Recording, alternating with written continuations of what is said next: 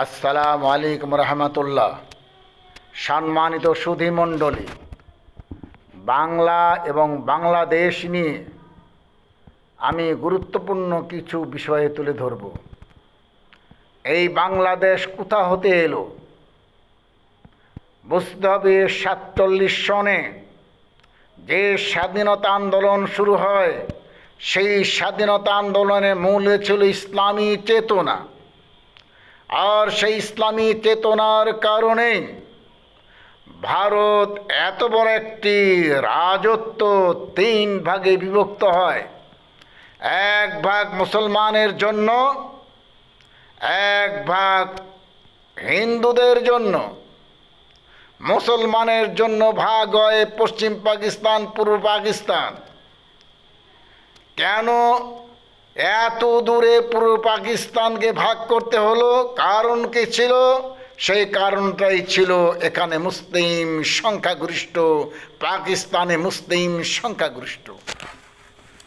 এই সংখ্যাগরিষ্ঠ মুসলিমের কারণে এই ইসলামী চেতনায় এই ভারত 3 ভাগে বিভক্ত হয়ে যায়। সেই পূর্ব পাকিস্তানকেই স্বাধীন বাংলা করা হয়েছে, অন্য কোনো চেতনায় নয়। যদি বলেন বাংলা ভাষার চেতনায়, বাঙালি চেতনায়, তাহলে একটা কবিতা শুনুন।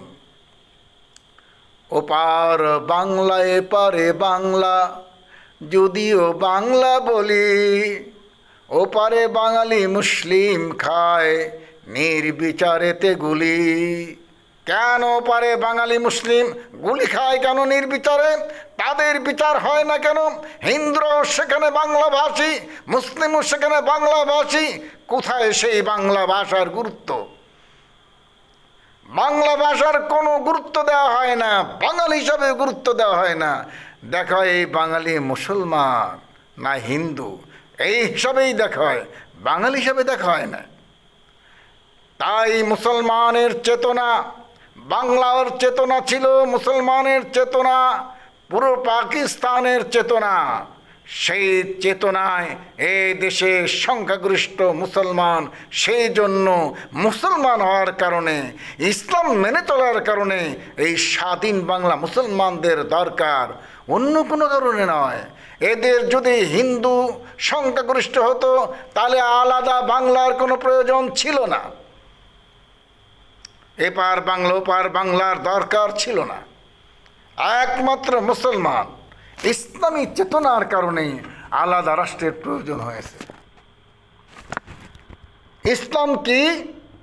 ইসলাম এমন একটি সমাজ ব্যবস্থা, এমন একটি সংবিধান, যেমন সূর্য, যেমন চন্দ্র, যেমন নদীনালা, যেমন আকাশ বাতাস মেঘমালা, বায়ুমণ্ডলী, আল্লাহর দেওয়া শান্তির বৃষ্টি কি করে? সকল প্রাণীর জন্য সমানভাবে নিয়ামত হিসাবে পেয়ে থাকে।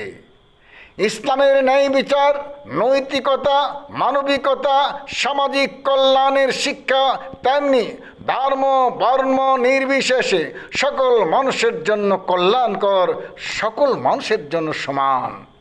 একমাত্র ইসলাম। পৃথিবীর বুকে আর কোনো সংবিধান সবার জন্য সমান ন্যায় বিচার করতে পারে একটাও নেই। কিন্তু সেই ইসলামী চেতনাকে পাশ কাটিয়ে আধিপত্যবাদী শক্তির চেতনা, গণতন্ত্র, সমাজতন্ত্র, ধর্ম নিরপেক্ষতাবাদ, জাতীয়তাবাদকে জবরদস্তিভাবে চাপিয়ে দেওয়া হয়েছে এই দেশের উপরে, এবং ইসলামকে কোণঠাসা করে ব্যক্তিগত পর্যায়ে রাখা হয়। কে না জানে ধর্ম নিরপেক্ষতাবাদ প্রথমে মানুষকে ইসলাম থেকে দূরে সরিয়ে দেয়, ইসলাম থেকে আগে মুক্ত করে, তারপরে গণতন্ত্র তাকে মানুষের গোলামে পরিণত করে, অতঃপর জাতীয়তাবাদ তাকে ধর্ম বর্ণ ভাষা অঞ্চলে বিভক্ত করে, অতঃপর বিভক্ত কর ও শাসন কর, এই 2 শয়তানি নীতি মানুষকে স্থায়ীভাবে শোষণ ও দাসত্বের শৃঙ্খলে আবদ্ধ করে। আর সেই আবদ্ধ শৃঙ্খল থেকে বাড়াই আসা বড়ই কঠিন হয়ে পড়ে। সম্মানিত সুধী মণ্ডলী, যদি আমরা মুসলিম হয়ে থাকি তাহলে এই শিকল ভাঙতে হবে, এই দরজা খুলে ফেলতে হবে, এই প্রাচীর উচ্ছেদ করতে হবে।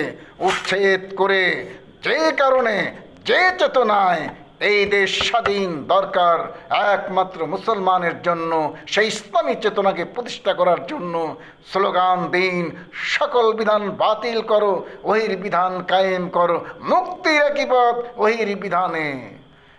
সারা পৃথিবীর বুকে এমন কোনো সংবিধান নাই যা পৃথিবীর মানুষকে মুক্তি দিতে পারে, বাংলার মানুষকে মুক্তি দিতে পারে।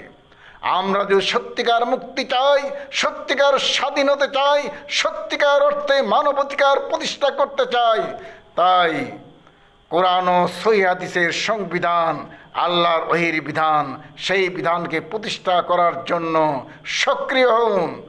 তাহলে কি হবে? এহকালে কল্যাণ, পরকালে জান্নাত পাব।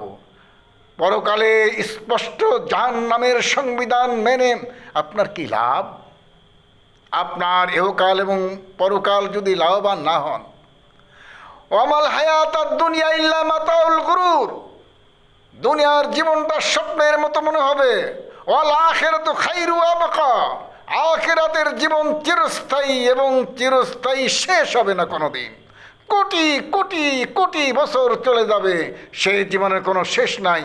সেই অমূল্য জীবনকে আপনি বিসর্জন দিয়ে এই তাগুতি শক্তিকে প্রতিষ্ঠা করে কেন নিজের ক্ষয়ক্ষতি ডেকে আনছেন? আসুন সকল বিধান বাতিল করে ওহির বিধান কায়েম করে মুক্তির একই পথ, কোরআন ও সহিহ হাদিস। আসসালামু আলাইকুম ওয়া রাহমাতুল্লাহ।